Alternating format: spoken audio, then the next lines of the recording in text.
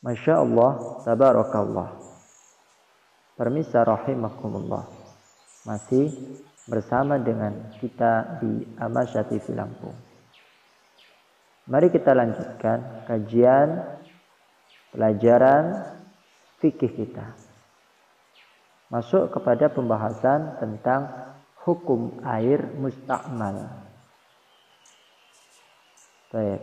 Para pemirsa, sebelum kita banyak membahas, saya ingin memperkenalkan kepada kita semua dan Anda, dimanapun Anda berada, bahwa ada yang namanya air musta'mal. Apakah air musta'mal itu? Maka dapat dikatakan air musta'mal adalah air yang telah digunakan. Contoh air bekas wudhu, air bekas mencuci dan sebagainya. Kemudian air yang sudah digunakan, yaitu air musta'mal dalam toharoh, seperti air yang terjatuh dari anggota badan orang yang berwudu atau orang yang mandi, maka para ulama mengatakan bahwa air tersebut suci dan mensucikan. Ini menurut pendapat yang sahih ya, dalam menghilangkan hadas, dan juga bisa melenyapkan najis selama, nah ini perlu diperhatikan, selama satu sifat dari 3 sifatnya tidak berubah, yaitu bau, rasa, dan warnanya. Nah, yang melandasi dalilnya adalah tentang kesucian itu sabda Nabi Shallallahu Alaihi Wasallam yang diriwayatkan oleh Imam Al-Bukhari. Nabi mengatakan, annan nabiyya sallallahu alaihi wasallam idza tawaddoa kadu yaqtatiluna ala wudu'ihi. Artinya bahwa Nabi sallallahu alaihi wasallam apabila bersuci, berwudu, kadu yaqtatiluna, maka para sahabat hampir bertikai. Ngapain? Ala wudu'ihi, yaqtatiluna ala wudu'ihi.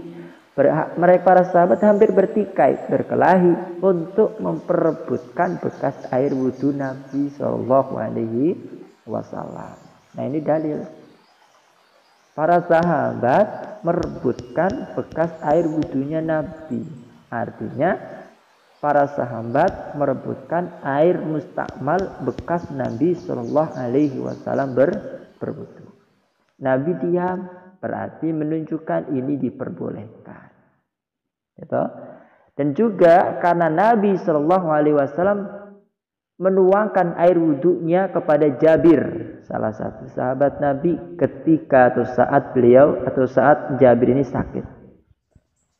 Nah, seandainya air musta'mal tersebut najis, maka niscaya Nabi Shallallahu Alaihi Wasallam tidak memperbolehkan untuk melakukan itu, serta berdasarkan tindakan Nabi Shallallahu Alaihi Wasallam atas para sahabatnya atau para sahabat kepada beliau dan para istri beliau yang biasa berwudu dari bejana kayu dan bejana minum, atau mereka mandi dari ember yang besar, kan gitu. Nah, tindakan seperti itu tidak selamat dari kemungkinan jatuhnya sebagian percikan air ke dalam bejana dari orang yang menggunakannya. Kan kita nggak tahu apa yang mereka gunakan tadi itu terperciki oleh bekas wudu kita, bekas mandi kita. Dan juga dalam hal itu didasari sabda Nabi kepada Abu Hurairah. Nah, mungkin kita ingat ya sabda Nabi kepada Abu Hurairah.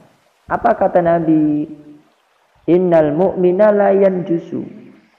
Kata Nabi, sesungguhnya orang mukmin itu tidak najis. Kalau orang musyrik najis enggak? Najis. Innamal musyrikuna najasun. Sesungguhnya orang-orang musyrik adalah najis. Nah ini Nabi mengatakan innamal mu'mina atau innal mu'mina la yanjus. Sesungguhnya orang mukmin tidaklah najis.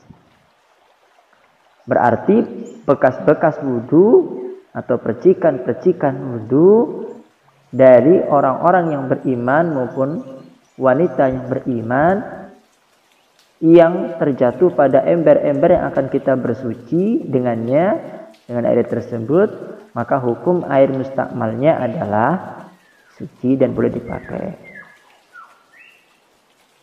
Nah, kan gitu.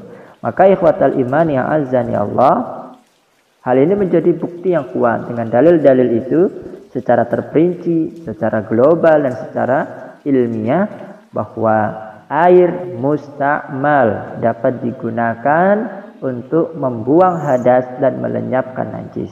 Artinya air mustakmal adalah suci dan dapat mensucikan kita dari hadas-hadas dan dari najis-najis.